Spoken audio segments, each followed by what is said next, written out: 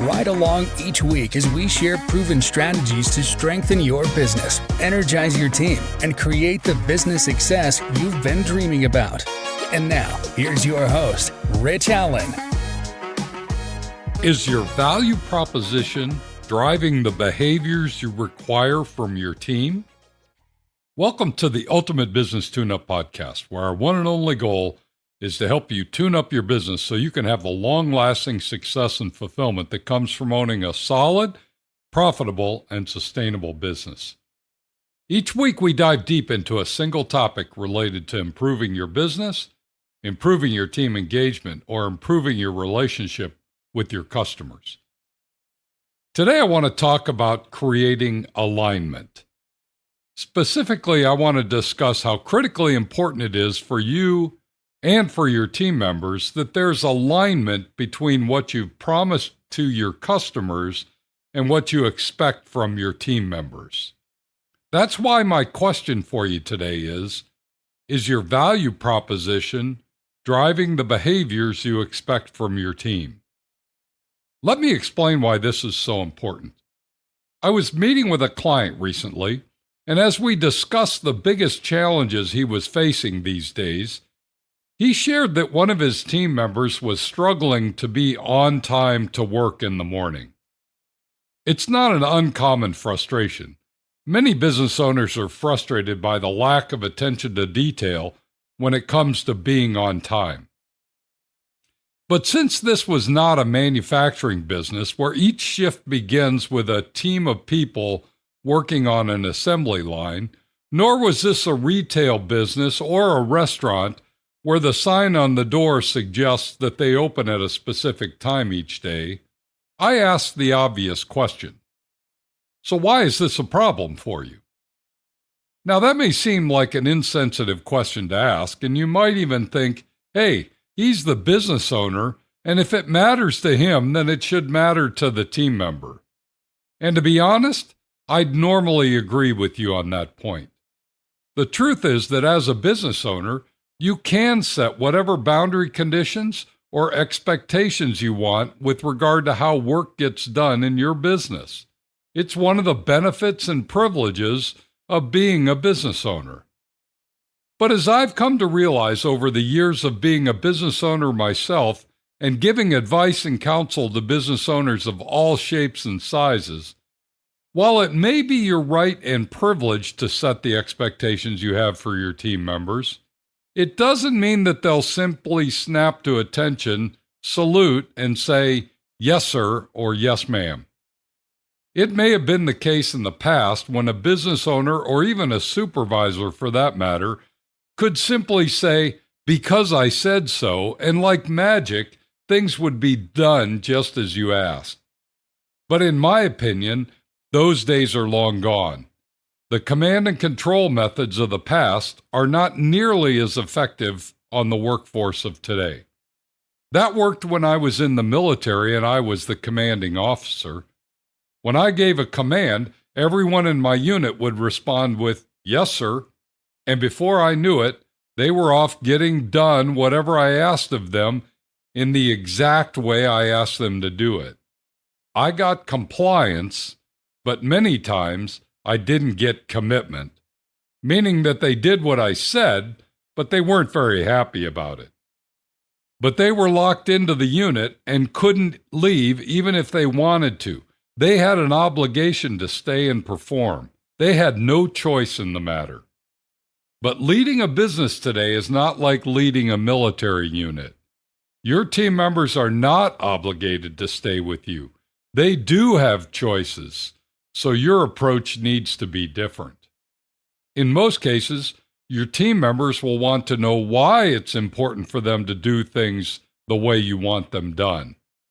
I believe a better way to get your team members to follow your expectations or requirements is to demonstrate to them that your expectations are in alignment with what the customer needs and wants as they do business with you. And to do this, you must have a firm handle on two very specific strategic elements of your business, your value proposition and your non-negotiables. Rather than go into a long explanation, of these two strategic elements, let me make it easy for you and suggest you go back and listen to two of my earlier podcast episodes. On July 15th, 2023, I published an episode titled Defining Your Value Proposition. If you missed it, I think you'll find it helpful for this discussion. And back on August 12th of 2022, I published an episode titled Team Performance Standards, where I asked the question, do your team members know what you consider to be non-negotiable? Listening to those previous podcast episodes will give you a solid foundation on the concepts of establishing your value proposition and setting your non-negotiables. These are important because there must be a direct alignment and firm connection between the both of them. Your value proposition defines what sets you apart from your toughest competition. It's the statement of value, often defined in terms of feelings your customers will get from doing business with you, that's uniquely different from the feelings that someone who does business with your competitors will get when doing business with them. Does that make sense? I hope it does. You see, we know that 80% of most every purchase decision is based on emotions, with only 20% of the decision being based on logic or facts. Knowing that emotions are driving consumers to make their purchases, we as business owners must be crystal clear on the feelings or emotions we want our customers to have when they do business with us. These feelings are the drivers in this situation. Everything we do, whether in person, on the phone, by email, or through our website, we must strive to convey these feelings to our customers. Once you know this with certainty, then you can establish the expectations you have for your team members.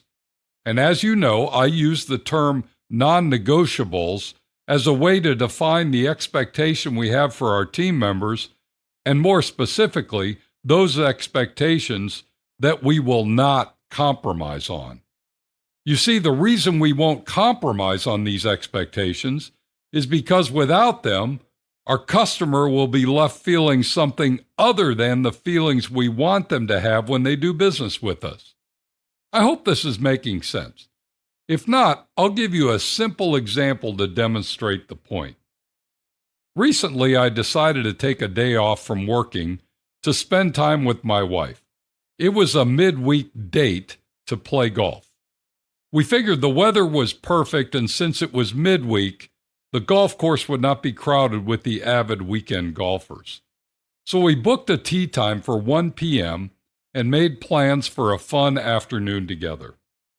My wife's also a big fan of boba tea.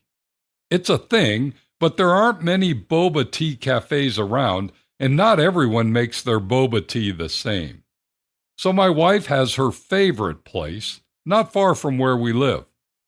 But it happened to be in the opposite direction from the golf course where we made our tee time. But this day was all about treating my bride to a lovely afternoon of golf, fun, and whatever made her heart sing. So I made sure we left with enough time to stop by her favorite boba tea cafe to start our date with her favorite drink. I drove up to the Boba Tea Cafe 5 minutes after their posted open time, but there was no one in the shop. We sat and waited, assuming that the team member who was working that day was just running a few minutes late. While we waited, a mother and her daughter showed up and waited with us, both of us puzzled about why the cafe wasn't open. After waiting a frustrating 15 minutes, we finally had to leave, with no boba tea, and now pressed to get to the golf club in time for our tee time. My wife was sad. I was frustrated and a bit angry. And I knew I was going to write this podcast episode the following day. We ended up having a wonderful day together, and in the end, it was no big deal. But my wife did make the comment that it makes it hard to recommend the Boba Tea Cafe to her friends when she's not confident that they're going to be open on time. The sad part of this story is The business owner will never know how the team member being late made their customers feel unless we tell them or they listen to this podcast episode. I sincerely hope this kind of thing's not happening to your business, especially without you knowing it. Perhaps the right thing to do is make sure your team members know that the expectations you have for them are directly tied to the feelings you want your customers to have when they do business with you. Had the Boba Tea Cafe team member known this, they probably would have been there to open on time each and every day. If you're worried about your team members fulfilling your expectations without exception, perhaps it's time to revisit your value proposition with them and help them understand how important it is for them to live up to your non-negotiables. If you need some help with this conversation, don't hesitate to reach out and ask. I'd be glad to help you craft your message so they not only comply with your expectations, but do it willingly and enthusiastically. Now, before we go, 2 quick asks. Share this podcast with your fellow business owners. I'm trying to get these free business tips to as many business owners as possible. I want every business owner to be successful, and this is my gift to you and to them. Thanks for passing this along. And lastly, please leave a review on this podcast. The more thumbs up this podcast gets, the more it'll be found when someone's stuck or struggling and looking for advice. Your review can help make this happen. Thanks for joining me today. Be sure to tune in next week when we're going to discuss the importance of position agreements. You won't want to miss it. Meanwhile, if you have a question, suggestion, or would simply like to connect, shoot me an email at rich@tourtoprofit.com. Now go make it a great week, and whatever you do, ride hard. Thank you for listening to the Ultimate Business Tune-Up. Make sure you subscribe so you don't miss any future episodes. In the meantime, find more resources at tourtoprofit.com and connect with Rich by sending a message to rich@tourtoprofit.com. Until next time, ride hard.